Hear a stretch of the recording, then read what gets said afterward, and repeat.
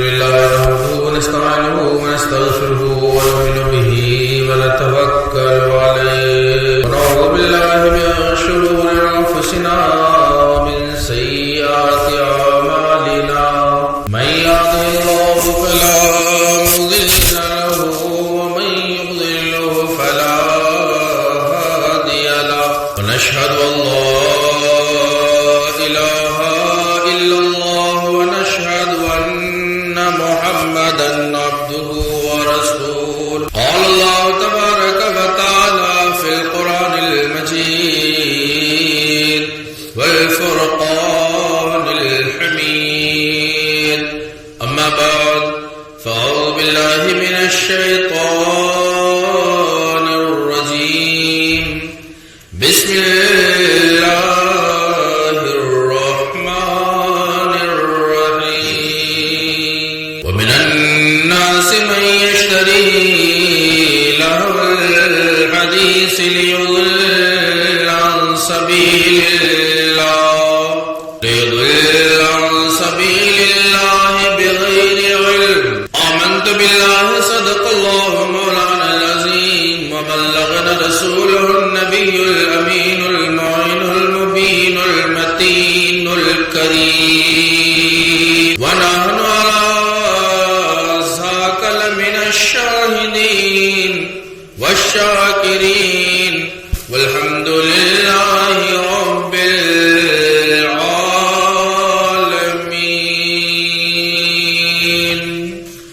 معزز و مکرم آئیے امراء، سباقہ کریم صلی اللہ تعالی علیہ وسلم کی بارگاہ مقدس اور معطر میں درود پاک پڑھیں بآواز بلند. اللہم صلی علی سیدنا و سندنا و مولانا محمد معدن الجود والکرم والہ الکرام ابنہ الکریم مبارک وسلم صلاۃ و سلام علیک یا سیدی یا رسول اللہ صلی اللہ تعالی علیہ وسلم. ماہ رجب المرجب شریف میں 6 تاریخ میں حضور سیدی سندی مرشدی خواجہ دین و ملت بادشاہ ہند حضور خواجہ غریب النواز معین الدین حسن سجسی اجمیری رضی اللہ تبارک و تعالی عنہ کے عرس مقدس اور محترم اور معزز کا انعقاد کیا جاتا ہے.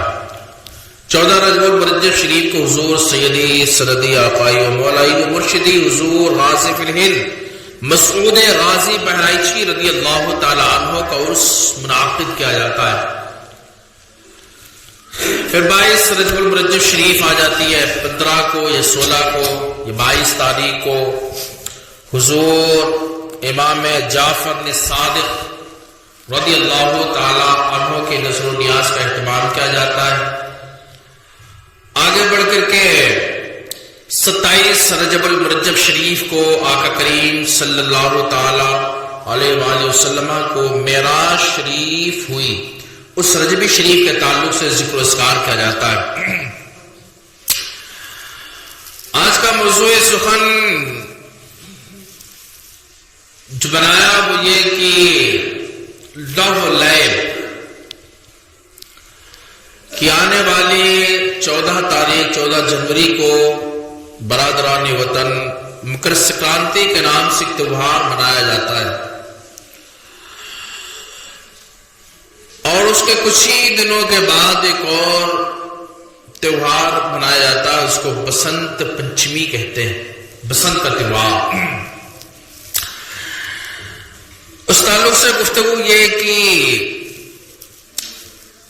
بعض ہمارے احباب یا بعض لوگ یہ سمجھتے ہیں کہ قرآن و حدیث میں فقہ اسلامیہ کے اندر یا امور دین کے اندر شرع شریف کے اندر کھیل وغیرہ یا اس ٹائم میں جو بھی چیزیں ہیں شریعت اسلامیہ نے اس کو مطلقاً منع فرما دیا یا کام ختم کر دیا ہے. نہیں، بلکہ قرآن و حدیث اور سلف و صالحین اور علماء ملت اسلامیہ کی کثرت سے یہ پیغام اور شریعت اسلامیہ ملتے ہیں کہ جہاں بہت سے کاموں سے اسلام نے اور شریعت مطہرہ نے روکا ہے، وہیں بہت سارے کاموں کو اسلام اور شریعت اسلام نے جائز قرار بھی رکھا ہے، حکم بھی دیا ہے۔ چونکہ یہ دین کامل ہے، دین اسلام مکمل دین ہے، ضابطۂ حیات ہے، ہمیں ہر طرح کے عیبوں سے یہ بچاتا بھی ہے اور ہر اچھائی کا یہ ہمیں درس بھی دیتا ہے۔ اسلام ہماری ہر دور میں ہر موڑ پر رہنمائی بھی کرتا ہے، چاہے وہ معاشیاتی مسائل ہوں اس میں بھی ہماری رہنمائی کرتا ہے، اقتصادی مسائل ہوں اس میں بھی ہماری یہ رہنمائی کرتا ہے، دنیا کا کوئی سا بھی امور ہو اسلام ہماری رہنمائی کرتا نظر آتا ہے۔ وہ شادی بیاہ کے معمولات ہوں، مسائل ہوں، اس میں بھی اسلام ہمیں درس وفا دے رہا ہے۔ وہ ہمارے آنے جانے کے ماحول ہوں، معاملات ہوں، اس میں بھی اسلام ہماری رہنمائی کرتا ہے۔ بلس وہیں پر کھیل کود کا معاملہ ہو تو اسلام ہماری وہاں بھی رہنمائی کرتا ہے۔ ایسا دین کامل اللہ پاک جل والا جل مجدہ الکریم نے ہمیں عطا فرمایا ہے۔ تو اللہ پاک جل والا جل مجدہ الکریم اور رسول کردگار صلی اللہ تعالی علیہ وسلم افقائے اسلام علماء ذوی الاحترام نے کھیلوں کو بھی مشروع رکھا ہے، لیکن کچھ جائز کھیلوں کو، اور کچھ اس میں کھیل ایسے بھی ہیں جو ناجائز ہوتے ہیں یا مکروہ ہوتے ہیں یا وہ حرام کے قریب تک پہنچ جاتے ہیں۔ آج بھی کھیل کھیلے جا رہے ہیں، بہت سارے کھیل ہیں، جیسے کہ آقا کریم صلی اللہ تعالی علیہ وآلہ وسلم کی حدیث مبارکہ میں اللہ کے حبیب صلی اللہ تعالی علیہ وسلم فرماتے ہیں کہ رسول اللہ صلی اللہ تعالی علیہ وسلم نے منع فرمایا تمام تر کھیلوں سے مگر 4 کھیلوں کو چھوڑ کر کے۔ مصطفیٰ کریم صلی اللہ علیہ وسلم فرماتے ہیں کل شیء لیس بذکر اللہ فہو لعب او صحو۔ مصطفیٰ کہتے ہیں ہر وہ چیز، ہر وہ شے جو اللہ کے ذکر سے روک دے وہ یا تو لو ہے، کھیل کود ہے، اور سو ہے یا بھول ہے، غلطی ہے۔ یہ آقا صلی اللہ علیہ وسلم کی حدیث ہے۔ مصطفیٰ جان رحمت شمع بزم ہدایت صلی اللہ علیہ وسلم نے اس حدیث کو فرمایا، اور اس کو صاحب سنن النسائی نے اپنی احادیث کی کتاب میں جمع فرمایا ہے کہ کل شیء لیس من ذکر اللہ فہو لعب او صحو۔ ہر وہ چیز جو اللہ کے ذکر سے نہیں ہے، اللہ کا ذکر جس میں نہ ہو یا اسے روک دے، مصطفیٰ فرماتے ہیں اور وہ ہوا لہو، یا تو وہ کھیل کود ہے، اور صحو یا وہ بھول ہے، غلطی ہے۔ الا 4 خصال، مگر آقا فرماتے 4 چیزیں جائز ہیں۔ گھوڑے کو سدھانا، اپنے اہل و عیال سے دل لگی کرنا، محبت کرنا، اچھی باتیں کرنا، اور مصطفیٰ کریم صلی اللہ تعالی علیہ وسلم نے آگے فرمایا تیر اندازی کرنا، تیر اندازی وغیرہ ایسے سیکھنا، یا ایسے ورزش وغیرہ جس میں مکمل پردے کا انتظام رکھا گیا ہو، بے ستری نہ ہونے پائے، ان وہ کھیل کھولنا جس سے کہ انسان کے بدن کے اندر چستی اور پھرتی پیدا ہو جائے۔ کہ اسلام سستی کاہلی کو پسند نہیں فرماتا ہے، اسلام چستی پھرتی کو پسند فرماتا ہے۔ ایسے یہ کام وغیرہ یا کھیل ہے، اگر کوئی کھیل کھیلنا ہے اور ایسا کھیل ہے کہ ستر عورت کا لحاظ رکھا گیا، یعنی کہ بے پردگی نہیں ہو پا رہی ہے، تو جائز ہے۔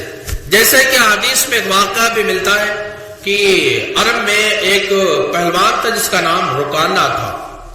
رکانہ بڑا نامور اور مشہور و معروف پہلوان تھا۔ اس نے آقا کریم صلی اللہ تعالی علیہ وسلم کو مقابلے کی دعوت دے دی کہ مصطفیٰ کریم صلی اللہ علیہ وسلم کو مقابلے کی دعوت دی، کہا یا رسول اللہ میں آپ سے کشتی لڑنا چاہتا ہوں۔ کہ کشتی بھی اسلام میں جائز ہے، اگر شریعت کا لحاظ رکھ کر کے کیا جائے. علماء نے 10 شرائطیں لکھی، 10 یا 11 شرطیں ہیں کہ اگر ان شرائط کے ساتھ میں کھیل وغیرہ ہو تو جائز ہے. ان شرائط سے اگر ایک بھی شرط مفقود ہو گئی تو کھیل وغیرہ جائز نہیں ہے. جیسے کہ اچھی نیت ہونا چاہیے، وہ نیت لڑائی جھگڑے کی یا مار پیٹ کی یا دشمنی کی نہیں ہونا چاہیے.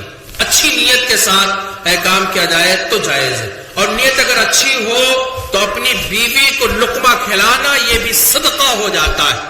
امام نووی رحمۃ اللہ تعالی علیہ اپنی تصنیف میں فرماتے ہیں اگر اچھی نیت کے ساتھ، بھائی بیوی بچوں کو کھلاتے تو سبھی ہیں اور کھلانا پڑتا ہے، لیکن اگر وہیں پر اچھی نیت یہ کر لی جائے اللہ کے رضا کے لیے کھلا رہے ہیں، اس کی رضا حاصل کرنے کے لیے کھلا رہے ہیں، بیوی بچوں پہ جو خرچ کر رہے ہیں وہ رب کی رضا کے لیے، رسول کے فرمان کے لیے کر رہے ہیں، یہ اگر نیت کر لی جائے کہ میں جو بھی کھلا رہا ہوں اس سے رب کی رضا حاصل کرنا ہے، اللہ ہم سے راضی ہو جائے، اس لیے اگر ہم بیوی پر اپنی یا بچوں پہ خرچ کریں گے تو پھر صاحب امام نووی رحمۃ اللہ علیہ فرماتے ہیں کہ یہ عمل کرنے والا اجر کا اور ڈھیر سارے ثوابوں کا مستحق بن جائے گا. تو نیتوں پر تو ہمیں ویسے ثواب مل جاتا ہے. دوسری شرط یہ ہے کہ شریعت اسلامیہ کا پاسداری رکھی جائے، یعنی شریعت کے خلاف وہ کام نہ ہو. تیسری شرط یہ ہے کہ پردگی، بے پردگی نہ ہونے پائے، ستر عورت وغیرہ نہ کھلنے پائے تو جائز ہے وہ کھیل.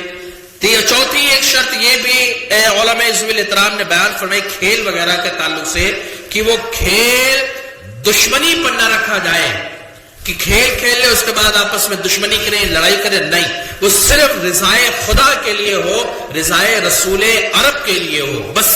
یہ پانچویں ایک شرط یہ رکھی گئی کہ ایسا نہ ہو کہ اس کھیل سے اپنے آپ کو تکلیف پہنچے یا اس کھیل سے دوسرے بندے کو تکلیف پہنچ رہی ہے تو بھی وہ کھیل جائز نہیں ہے. 6 شرطیں ہو گئی. 7ویں ایک شرط بیان کی گئی ہے کہ ایسا وہ کھیل نہ ہو جس سے مال وغیرہ تلف ہو، یعنی پیسہ وغیرہ اس کھیل میں لگے اس کے بعد ضائع ہو جائے، پیسہ دفع ہو جائے، یہ بھی جائز نہیں ہے. اور وہ کھیل، 9ویں شرط یہ ہے وہ کھیل با تصویر کھیل نہیں ہونا چاہیے.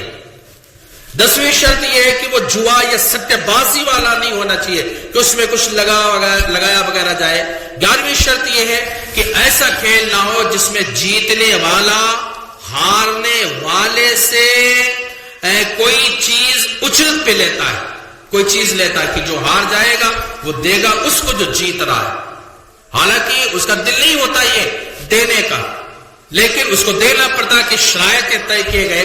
اگر ان شرطوں میں سے کوئی بھی شرط کھیل کے اندر پائی جائے گی تو وہ کھیل یا تو ناجائز ہوگا یا مکروہ ہوگا یا وہ کھیل پھر حرام ہو جائے گا. جیسے کہ جوا وغیرہ کھیلنا، سٹے بازی کرنا، یہ حرام ہے. کوئی کیرم بورڈ وغیرہ کھیلتا ہے یا لوڈو وغیرہ کھیلتا ہے تو اگر کیرم بورڈ وغیرہ کھیل رہا ہے اور اس میں کوئی ان 10 شرطوں میں سے کوئی شرط نہیں پائی جا رہی ہے، مفقود نہیں ہے شرطیں، مطلب یہ شرائط پائے جا رہے اس کے اندر جو کھیل کے شرائط متعین کیے گئے، تو وہ کیرم بورڈ وغیرہ میں گنجائش ہے، لیکن اسلام اس کو بھی منع فرماتا ہے. اگر آپ کو کھیلنا ہے تو پھر یہ ہے کہ کوئی ایسا کھیل کھیلے جس سے کہ بدن انسانی کے اندر چستی اور پھرتی آئے، یا گھوڑا وغیرہ ہے یا تیر اندازی وغیرہ ہے. اس ٹائم میں سیلف ڈیفینس کے لیے جو کام آنے والی چیزیں اشیاء ہیں ان کے لیے آپ اس کو وہ کھیل کھیل سکتے ہیں، اسلام اس کی گنجائش دیتا ہے، لیکن شرط وہی ہے کہ اس میں خلاف شرع کچھ بھی نہیں ہونا چاہیے. ایک چیز اب اس میں آگے پڑھے تو آقا صلی اللہ علیہ وسلم فرماتے نہا رسول اللہ صلی اللہ تعالی علیہ وسلم ان التحریص بین البہائم. مصطفیٰ جان رحمت شمیع بزم ہدایت کائنات کے تاجدار صلی اللہ علیہ وسلم کہتے ہیں مصطفیٰ نے منع فرما دیا 2 جانوروں کو آپس میں لڑانا. نا رسول اللہ سرکار نے منع فرمایا ان التحریش، جانوروں کو آپس میں لڑانا. ہاں تحریش سے منع کر دیا. کیا تحریش ہے کہ بین البہائم 2 جانوروں کو آپس میں لڑانا. جیسے ہمارے یہاں کبوتر بازی وغیرہ لوگ کرنے والے، کبوتر آپس میں لڑاتے رہتے ہیں، ہاں یہ بھی آقا صلی اللہ علیہ وسلم نے اس کو منع فرمایا، کھیل نہیں ہے، لعب و لعب ہے۔ پھر کھیل بندہ کھیلتا ہے تو ایسا کہ ذکر خدا سے غافل ہو جاتا ہے، وہ نمازیں چھوڑ دیتا ہے، سجدے چھوڑ دیتا ہے، اللہ کا ذکر و اذکار کو چھوڑ دیتا ہے۔ اس لیے رسول کرام وقار نے ان کھیلوں کو منع فرما دیا۔ انہی کھیلوں میں کھیل پتنگ بازی آتی۔ میں نے جو موضوع سخن بنایا تھا اس کا مطلب یہی تھا۔ پتنگ بازی بھی ہمارے یہاں کی جاتی ہے، بالکل جناب والا۔ اب دیکھیں، اور یہ بسنت وغیرہ میں یا اس میں 14 جنوری میں، ان دونوں مقاموں میں یہ کثرت سے پایا جاتا ہے۔ بعض جگہ پر یہ وجوہات، بعض جگہ پر جنوری میں شروع ہوتا ہے، بعض جگہ پر فروری میں شروع ہوتا ہے، لیکن پتنگ بازی کثرت سے کی جاتی ہے، اور بعض ممالک میں تو بڑا زور و شور اس کا ہے۔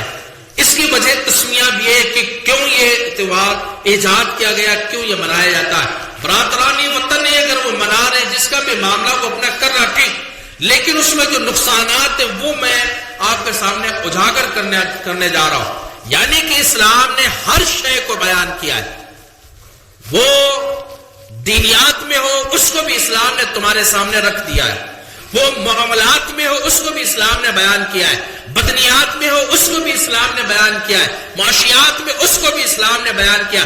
دنیا کی کوئی شے ایسی نہیں ہے جس کو اسلام نے تمہارے لیے بیان نہ کر دیا ہو، تو اسلام نے اس کو بھی بیان میں رکھا ہے۔ کہتے ہیں ایک صحابی رسول صلی اللہ علیہ وسلم سے مروی ہے کہ کوئی ایک کبوتر کے پیچھے سے بندہ دوڑ رہا تھا۔ آقا صلی اللہ علیہ وسلم سے صحابی نے کہا، یا رسول اللہ، وہ اس کبوتر کے پیچھے دوڑ رہا۔ آقا فرماتے ہیں کہ شیطان پیچھے پیچھے ہے، اور ایک شیطان دوسرے شیطان کے پیچھے پیچھے دوڑ رہا ہے۔ ایک یہ شیطان ہے جو پیچھے پیچھے ہے، اور دوسرا آگے شیطان ہے جو آگے آگے جا رہا ہے۔ یعنی ایسے ہی یہ پتنگ بازی بالکل معمول کیا فقہائے ملت اسلامیہ نے اس کو اس کبوتر پر، کہ جیسے کبوتر کا کھیل ہے یہ کہ وہ آگے آگے بھاگتا ہے، پیچھے لوگ اس کو دوڑتے ہیں اس کا پیچھا پکڑنے کے لیے، ایسے اس پتنگ بازی کا معاملہ ہوتا ہے۔ پھر مشاہدات بھی اس دنیا میں بہت کثرت سے پائے جاتے ہیں۔ آج پتنگ بازی کی جاتی ہے، آپ دیکھیں کہ چھتوں پر کی جا رہی ہے۔ اگر ہمارے یہاں چھتیں ہیں، ان چھتوں پہ پتنگ بازی، اور بندہ انہماک اتنا پایا جاتا ہے اس کے اندر، مشغول اتنا ہو جاتا ہے کہ وہ بھول جاتا ہے کہ ہم کس جگہ پر ہیں۔ اب وہ آسمان تک اپنی یہ ڈور یا پتنگ پہنچانے کے لیے جناب والا مشغول ہوتا ہے، ہاں بے فکر ہو جاتا ہے وہ دنیا سے، اور پیچھے بڑھتا جاتا ہے۔ مشاہدات میں آیا ہے کہ ان چھتوں سے وہ بچے نیچے آ گئے، اور نیچے گرتے تو بسا اوقات یہ ہے کہ ان کو جانی اور مالی نقصان بھی ہو جاتا ہے۔ اور ہر وہ کام جس سے جانی یا مالی نقصان ہو، اسلام بانی اسلام نے اس کو منع فرما دیا ہے۔ پھر ایک یہ مشاہدہ دوستہ یہ ہوتا ہے کہ ہر بندہ اڑانے والا اس فکر میں اور اس جستجو میں لگا رہتا ہے کہ کوئی موقع ایسا ہے کہ سامنے والے کی پتنگ ہم کاٹ دیں۔ جب اس بندے کے پتنگ کاٹ دیں گے، لازم سی بات اس نے خریدا ہوگا، اس میں پیسے لگے ہوں گے، اور اسلام منع کرتا ہے ایسی چیزوں سے کہ مال ضائع ہو جائے۔ اب اس کے اگر پیسے لگے تو اس کا مال ضائع ہو رہا ہے، اس کی پتنگ کٹ رہی ہے تو اس کو دکھ ہو رہا ہے، اور یہ جناب والا ہنسی منا رہے۔ اب سوچیں کسی بندے مومن کو تکلیف دینا یہ شرع شریف کے اندر جائز نہیں ہے، اسلام نے تمہارے منع کر رکھا ہے۔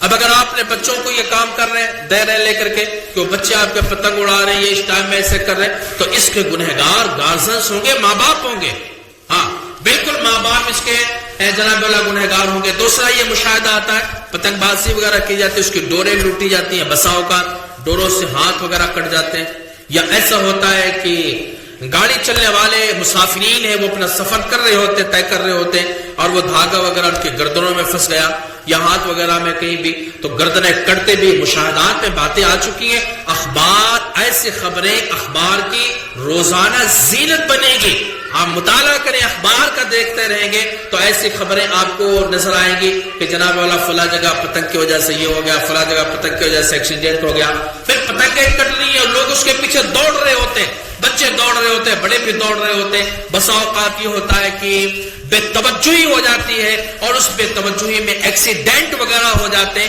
تو کل ملا کے یہ ان تمام ساری چیزوں کو دیکھتے ہوئے اس کھیل کے اندر بڑے نقصانات ہیں، اور ہر وہ شے جس میں نقصان ہو، ہر وہ چیز جو ذکر خدا سے روکے، ہر وہ چیز جو خدا کا ذکر نہ ہو، اسلام اور بانی اسلام نے اس سے منع فرما دیا ہے. آقا کریم صلی اللہ تعالی علیہ وسلم نے درس وفا دیا ہے. ایک اور چیز ہم تمہیں اس میں بتائیں کہ یہ جو پتنگ بازی وغیرہ آج کی جاتی ہے، اس کی ایک وجہ تسمیہ ہو سکتا ہے یہ کہ ہر جگہ یہ وجہ نہ ہو. ضروری نہیں ہے کہ یہ ہر جگہ یہی وجہ ہو جو میں ذکر کرنے والا ہوں، لیکن ایک وجہ اس کی یہ بتائی جاتی ہے کہ پتنگ بازی جو ہے 1734 سے یہ تہوار منایا جا رہا ہے. 1734 سے اس کی ایجاد ہوئی ہے، اور اس کا پس منظر کیا ہے، اس کی وجہ تسمیہ کیا ہے، وجہ کیا ہے، اس کی بنیاد کیا ہے. وہ بنیاد ایک ہندو سکھ ہے، ایک سکھ مذہب کا ماننے والا بندہ ہے، ڈاکٹر بی ایس نجار. اس نے اپنی کتاب لکھی ہے، اور اس کتاب میں اس کا ذکر کیا ہے، اس کی بنیاد کا کہ پتنگ بازی وغیرہ کیوں کی جاتی ہے، اتنے جوش اور جوش و شور سے کیوں اس تہوار کو منایا جاتا ہے. وجہ تسمیہ اس ڈاکٹر نے لکھا، ڈاکٹر بی ایس نجار نے کتاب لکھی، اور اس میں لکھا کہ 1734 میں لاہور کے اندر ایک حقیقت رائے نامی ایک لڑکا تھا، باغمل اس کے والد کا نام ہے. ان کا یہ لڑکا تھا، یہ 15 سالہ لڑکا تھا. شادی وغیرہ اس کی 15 سال میں ان کے گھر والوں نے ایک سکھ خاندان سے کر دی، اور سکھ خاندان سے شادی وغیرہ کر دی. تو اس کا داخلہ تھا، چونکہ ایک مسلم اسکول میں، کالج میں، وہاں پر پڑھائی وغیرہ کرتا تھا. کوئی مسلم ٹیچر تھا، اس نے سکھوں کے تعلق سے یا ان کے گروؤں کے تعلق سے کوئی بات رکھی جو شرح شریف کے اندر ہو، یا جیسے بھی اس نے بات کی کچھ، اور جب ان کے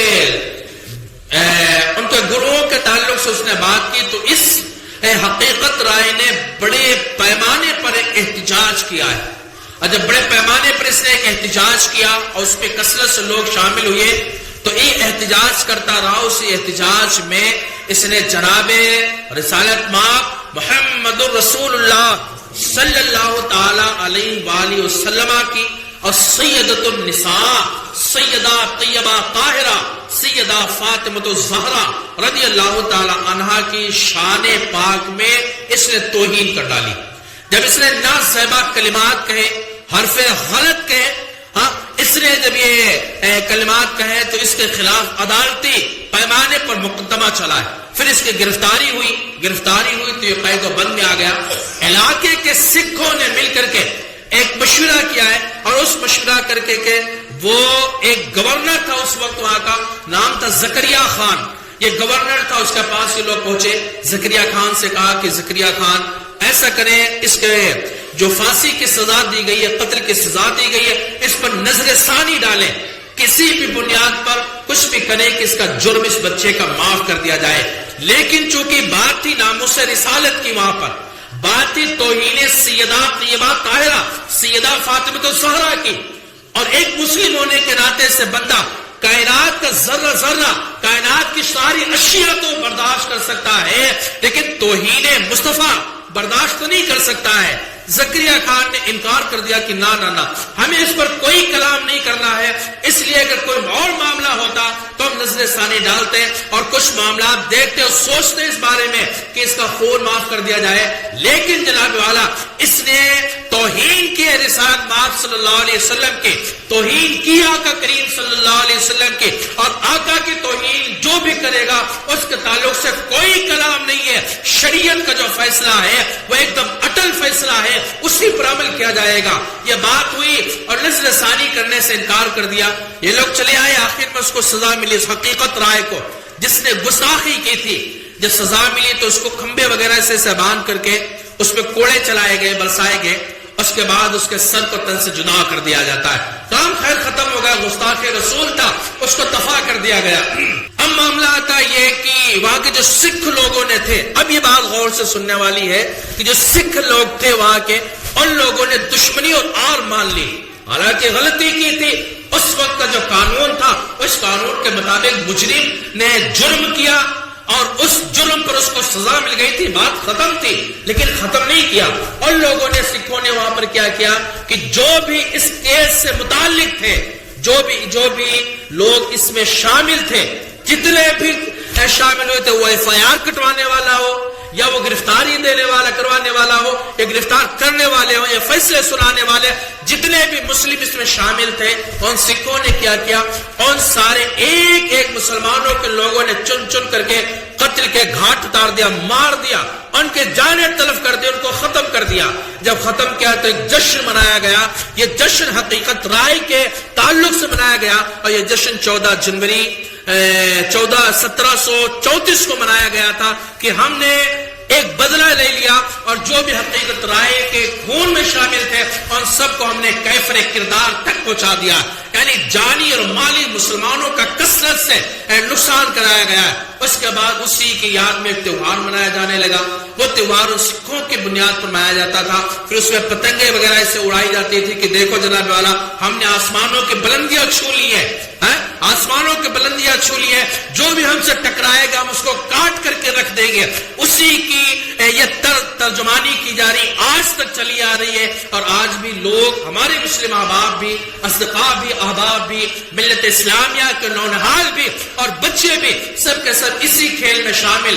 ایک آدمی کو یہ حقیقت، ایک آدمی پر کھل جانے کے بعد، ایک بندے کو یہ حقیقت پتہ چل جانے کے بعد، کسی شریف النفس طبیعت کے جناب والا یہ طے نہیں پائے گا کہ شریف النفس طبیعت والا بندہ بھی ایسے وہ کام کرے جس سے کہ مسلمانوں کی عزت و آبرو کو ٹھیس پہنچ رہی ہو.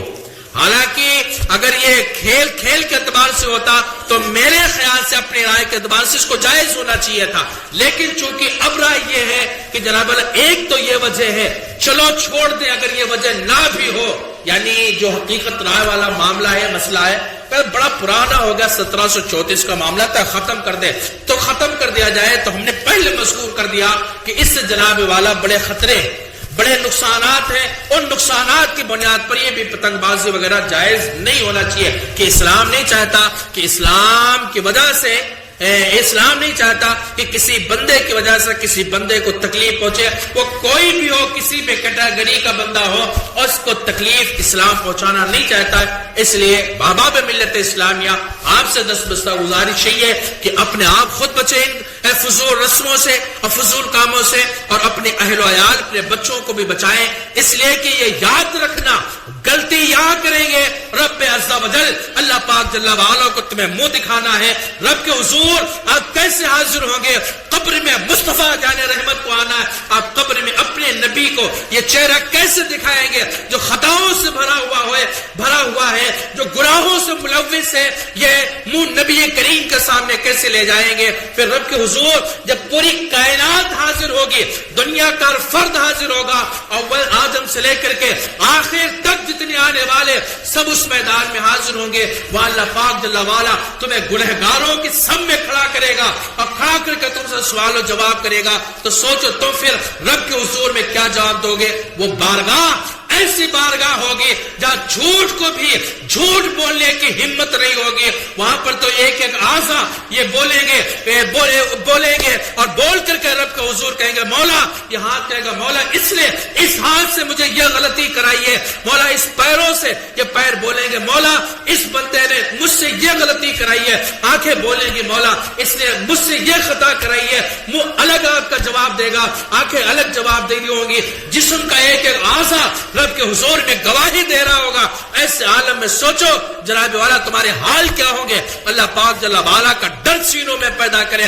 جس سینے میں ڈر اللہ کا نہیں ہے، پھر بندہ کس حال میں رہ رہا ہے، کوئی مطلب نہیں رہ جاتا ہے. تو کل ملا کے یہ خود اللہ کا خوف پیدا کرے سینوں میں، اور بچوں کے اپنے سینوں میں خوف دلائیں. اگر خوف نہیں ہوگا اللہ عز و جل کا، شریعت کا پاس نہیں ہوگا، تو آنے والا وہ دور نہیں ہے جناب والا جس دور میں آپ دین اسلام تلاش کرنا چاہیں گے لیکن دین کوسوں دور تک تمہیں نظر نہیں آئے گا. اس لیے کہ جناب والا آج جب ہمیں نہیں پتا تو سوچو آنے والی نسلوں کا عالم کیا ہوگا. اللہ جل وعلا جل مجدہ کریم کی بارگاہ عز و جل میں دعا ہے کہ مولا تعالی ہمیں اور آپ سبوں کو اور امت مسلمہ کو شریعت اسلامیہ پر گامزن کرنے کی توفیق عطا فرمائے.